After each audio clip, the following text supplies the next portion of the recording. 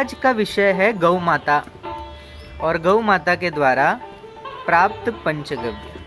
हमारे शास्त्रों में आया है जिसमें ये कहा जाता है गायों की महिमा के बारे में। महाभारत के अनुशासन पर्व का एक श्लोक है जो कहता है, गावो माम उपतिष्ठन्तु हेमशृंग्यः पयोमुचः सुरभ्यः सौरभेयश्च सरितः सागरं यथा। गावै पश्याम्यहं नित्यं गावः पश्यन्तु मां सदा। गावोस्माकं वयं तासा यतो गावस्ततो वयम्। माने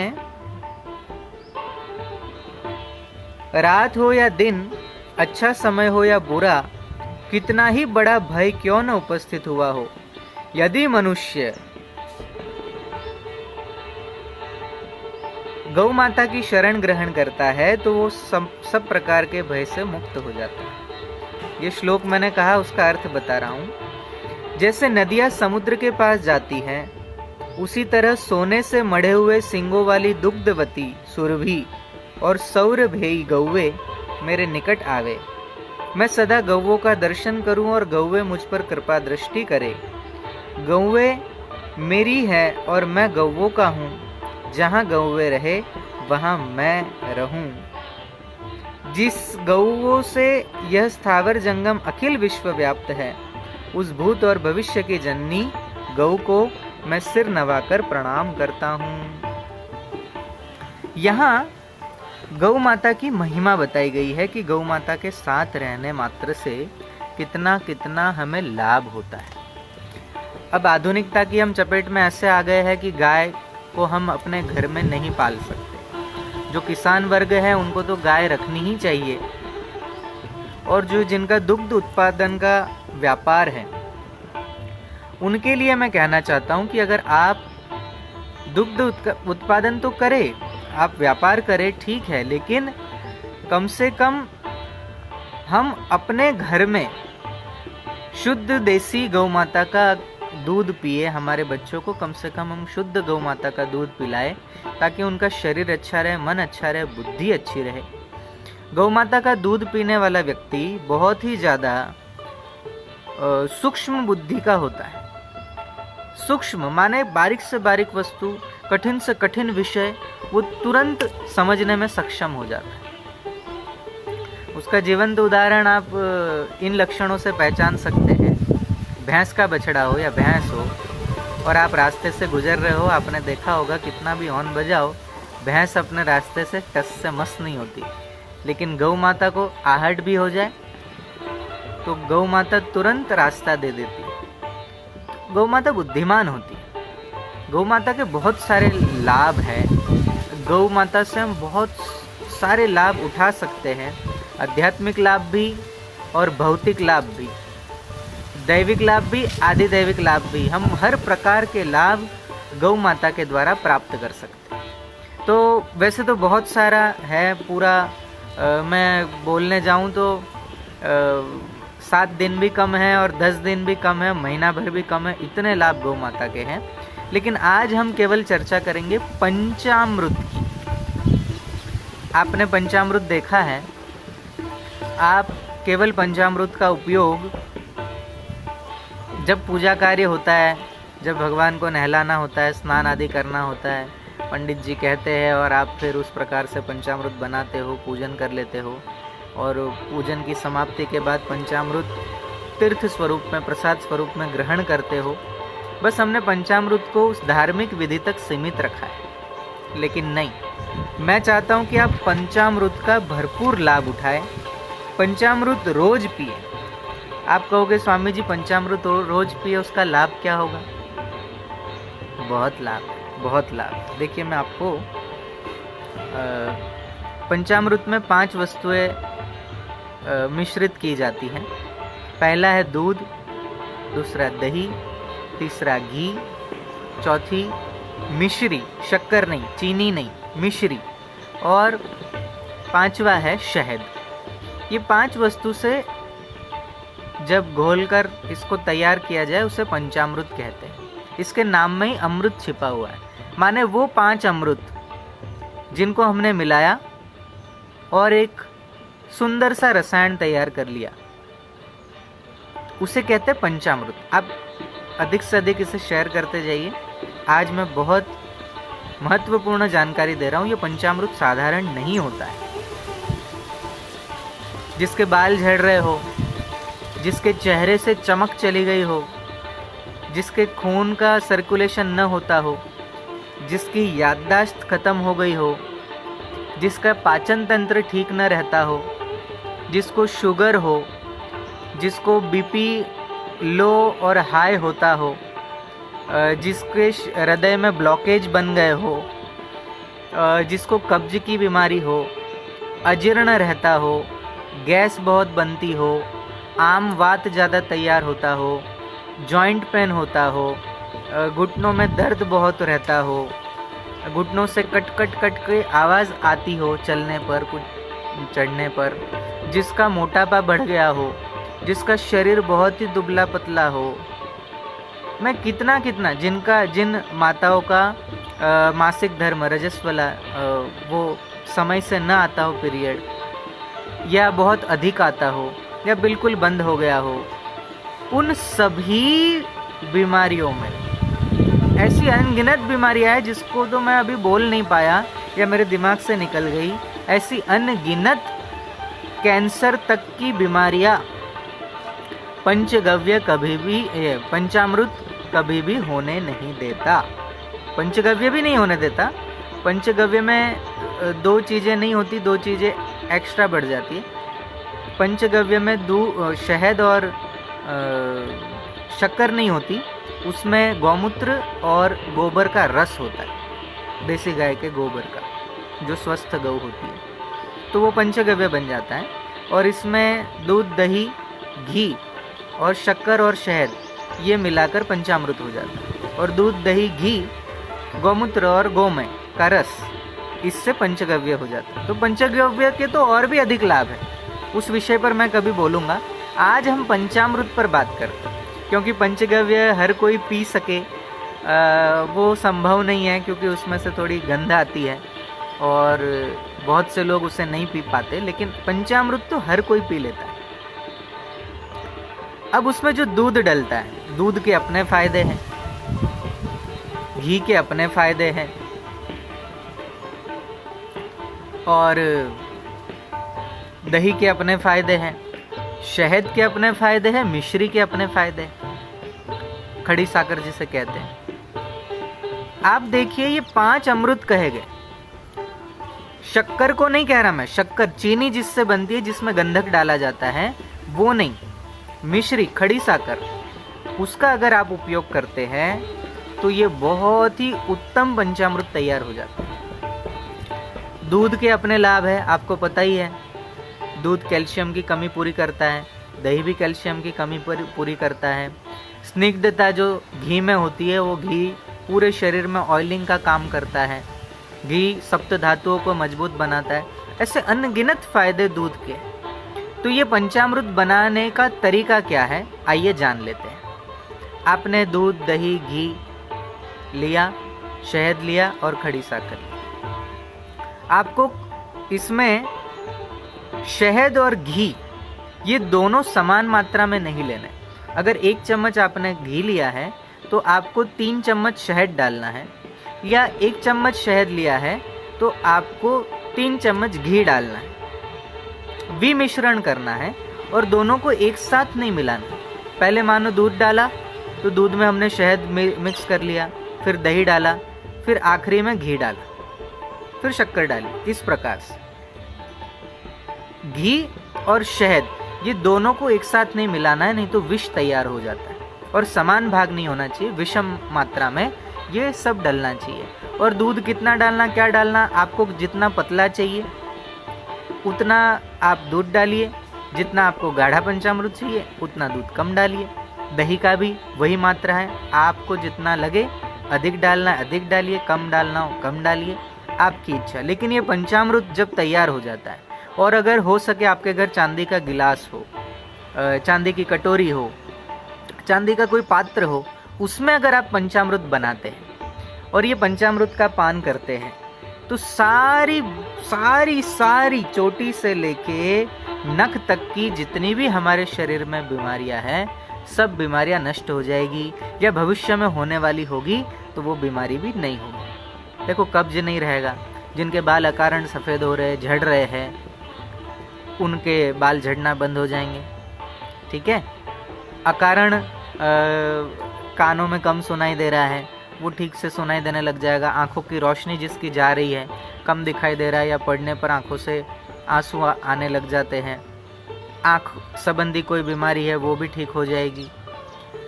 जीभ संबंधी बीमारी है, कुछ जीभ पे रखते और स्वाद नहीं आता है, या जीभ तुतलाती है छोटे बच्चों की, उनमें भी फ़ायदा होगा।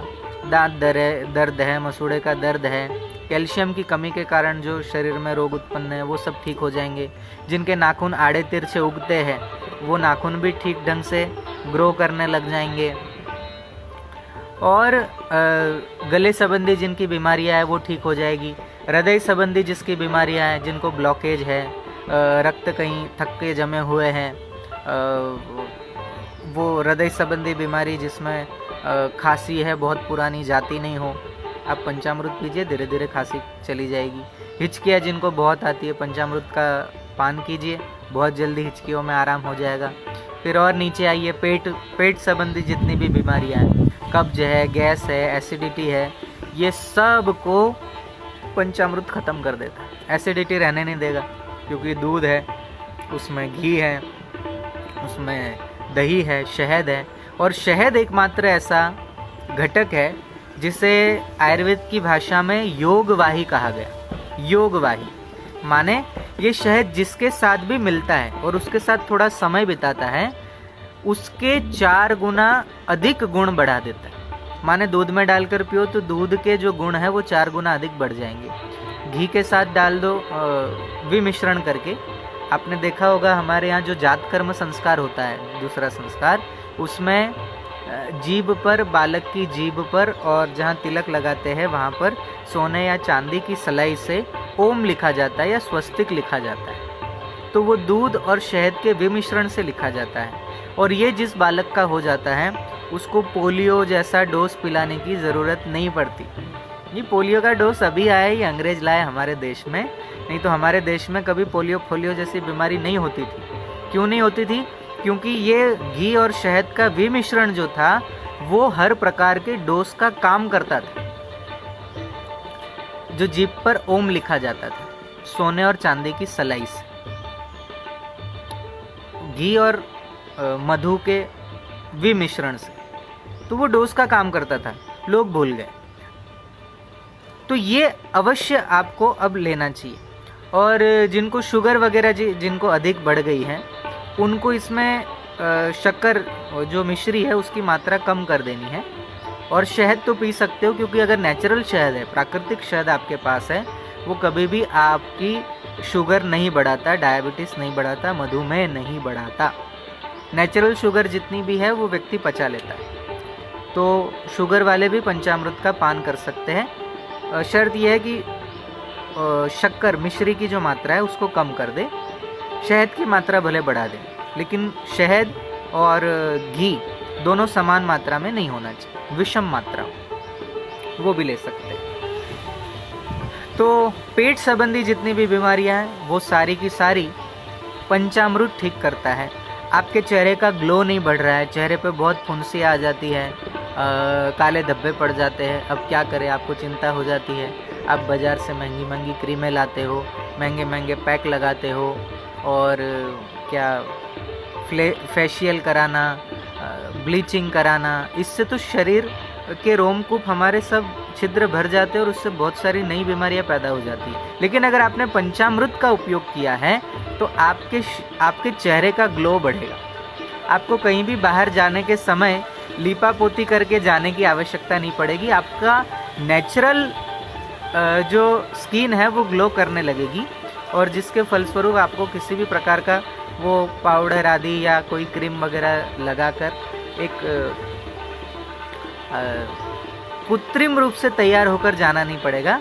आपकी नेचुरल ब्यूटी निखरेगी, प्राकृतिक जो आपका सौंदर्य है वो निखर के बाहर आएगा। शरीर में कहीं भी दाग धब्बे हैं वो सब मिट जाएंगे, ख़त्म हो जाएंगे, चर्म रोग ख़त्म हो जाएंगे। और थोड़ा नीचे आओ तो मूत्र संबंधी जितनी भी बीमारियां हैं या जनेंद्रिय संबंधी जिसको बीमारियां हैं, जिनकी जनेंद्रिय शिथिल हो गई है, कामोत्तेजना नहीं होती है या बहुत जल्दी स्खलित हो जाते हैं, उन लोगों के लिए भी जिनको यौन संबंधी बीमारी, जिनके शुक्राणु नहीं बनते हैं या महिलाओं में अंडाणु नहीं बनते हैं, गर्भधारण नहीं कर पाती है या पुरुष के शुक्राणु नहीं होते और शुक्राणु के कारण महिला गर्भवती नहीं हो पाती है, तो पुरुष या महिला दोनों ही पंचामृत का सेवन करते हैं तो उनके शरीर में शुक्राणु बनने लग जाते हैं, महिलाओं में अंडाणु बनने शुरू हो जाते हैं। गर्भ की कितनी भी बड़ी बड़ी व्याधियाँ हो, वो व्याधि केवल पंचामृत का सेवन करने से ठीक हो जाती। तो गर्भ संबंधी बीमारी भी ठीक हो जाती, संतान उत्पन्न नहीं होता, आप यह लेना शुरू करिए, संतानोत्पत्ति यूँ हो जाएगी, उसमें कोई दो राय नहीं है। गर्भ संबंधी यौन रोग जितने भी होते हैं उसमें लाभ होता है। दूसरा फिर और नीचे आओ, घुटनों में तकलीफ़ है, एड़ियों में तकलीफ़ है, आपकी पिंडलियों में तकलीफ़ है, वो सारी तकलीफ़ें केवल पंचामृत का पान करने से ठीक हो सकती है ना। कमाल की बात, इतनी महत्वपूर्ण जानकारी थी और हम कभी इसका लाभ ही नहीं उठा पाए। क्यों? क्योंकि जानकारी का अभाव, हमारे शास्त्रों के बारे में अध्ययन नहीं किया, इसलिए आज तक हम औषधियों के पीछे दौड़ते रहे। अरे अमुक टैबलेट ले लो, अमुक सिरप ले लो, इससे ये रोग ठीक हो जाएगा, उसके वो रोग ठीक हो जाएगा। और रोग तो ठीक होना दूर की बात, लाखों रुपए खर्च भी हो जाते हैं हमारे, लेकिन वो रोग ठीक नहीं हो पाता और ठीक हुआ रोग कोई अन्य रोग लेकर पैदा हो जाता है, क्योंकि साइड इफ़ेक्ट है उन दवाओं के। लेकिन पंचामृत का किसी भी प्रकार का साइड इफ़ेक्ट नहीं है। पंचामृत पूर्ण शारीरिक, मानसिक, आध्यात्मिक, भौतिक और बौद्धिक इन सभी विकासों में महत्वपूर्ण भाग निभाता है। तो जिनकी बुद्धि कमज़ोर है, याद नहीं रहता, सूर्य उपासना करें और पंचामृत खूब पिए। कितनी मात्रा में लेना है? आप पंचामृत 50 ग्राम से लेकर 100 ग्राम की मात्रा में आप ले सकते हैं, नित्य ले सकते हैं और रोज़ लेना चाहिए। रोज़ ताज़ा दही जमा कर लो, बाजार का दही का उपयोग मत करना। और दूध में भी वो थैली वाले दूध का उपयोग मत करना, जो प्राकृतिक रूप से जो गाय का दूध मिल जाए उस गाय के दूध का ही पंचामृत में उपयोग करना। घी भी घर पर बनाया हुआ हो, चर्बी युक्त और दूसरा कुछ मिला हुआ घी जिसे शुद्ध समझकर हम खा लेते हैं, वो उसका उपयोग मत करना, नहीं तो नुकसान, फ़ायदा होने की जगह नुकसान हो सकता है।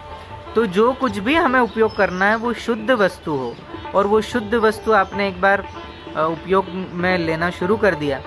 आप पूछोगे स्वामी जी कितने उम्र तक के बच्चे ले सकते हैं? 6 महीने के बच्चे से लेकर 6 महीने का छोटा सा बाबू, छोटा सा शिशु 6 महीने का है तो उसको 1-1 चम्मच से शुरू कर सकते, 1 चम्मच 2 चम्मच उसे देना शुरू करिए। धीरे धीरे 1 साल का हो जाए उसको भले 50 ग्राम पिलाइए, कोई दिक्कत नहीं है। उसके बाद आजीवन मरते दम तक, मृत्यु के समय या मरने से 1 घंटा पहले भी आपने पंचामृत पिया है तो मैं दावे से कहता हूँ वो पंचामृत गौ माता के द्वारा प्राप्त पंचामृत हमारे उदर में गया है तो हमारी दुर्गति नहीं होगी, सदगति ही होगी। ये मेरा दावा है।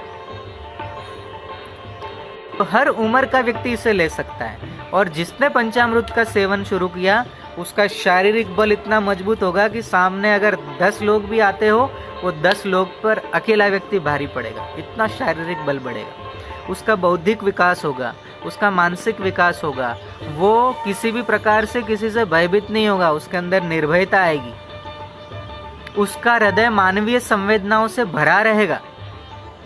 कहते हैं ना IQ बढ़ना चाहिए, EQ बढ़ना चाहिए, तो EQ और IQ ये दोनों के दोनों पंचामृत का पान करने से आपके अंदर बढ़ेंगे। गौ माता जैसे संवेदनशील होती है तो ऐसी संवेदनशील गौ माता का दूध पीने से हम भी संवेदना से भर जाते हैं। जिनको शरीर में किसी प्रकार की एलर्जी है वो भी पंचामृत का सेवन करें। हर प्रकार की एलर्जी पंचामृत का सेवन करने से ठीक होती है। और हम हमारी गौशाला में स्वस्थ गायों को अलग रख के हम 20 दिन 20 प्रकार के जड़ी बूटियाँ गौ माता को खिलाते हैं और वो 20 दिन का दूध इकट्ठा करते हैं और वो दूध रोज़ फिर जमा देते हैं और आखिरी में फिर ये सब दूध जब इकट्ठा हो जाए और दही जम जाए फिर हम बिलो लेते हैं और उसके बाद शुभ तिथि देखकर, शुभ वार देखकर वेद मंत्रों के साथ उसे मिट्टी की हांडी में उसे रखा जाता है, मक्खन को बिलोने के बाद।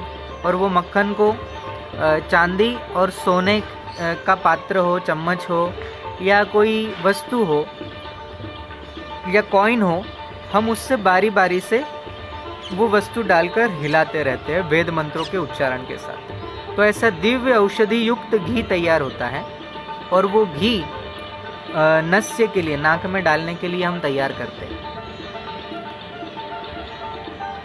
वो घी इतना कारगर है, उससे लकवा ठीक हो जाता है, उससे स्मरण शक्ति बढ़ जाती है, उससे खांसी आदि है वो ठीक हो जाता है, कफ वगैरह शरीर में बनता है वो कफ बाहर आ जाता है, दमा ठीक हो जाता है। ऐसी बहुत सी बीमारियां वो ठीक करता है नस्य बनाने में, क्योंकि समय लगता है।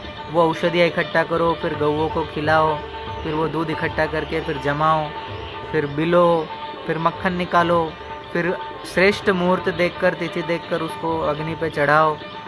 तो वो बहुत लंबा प्रोसेस है। फिर भी भारत में केवल हम और हमारे गुरुदेव और 2-3 महात्मा और हैं, केवल वही ऐसा घी बनाते हैं, बाकी कोई ऐसा घी नहीं बनाता। तो वो भी मैं उपलब्ध करवा दूंगा। तो वो पंचगव्य, जिनको एलर्जी है वो पंचामृत का सेवन करे या पंचगव्य का सेवन करे।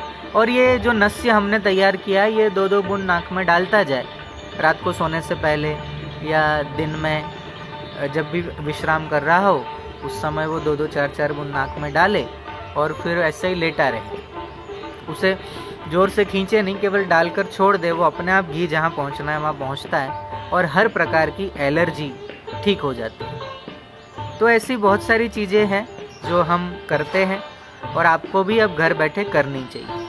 तो आज के लिए इतना ही।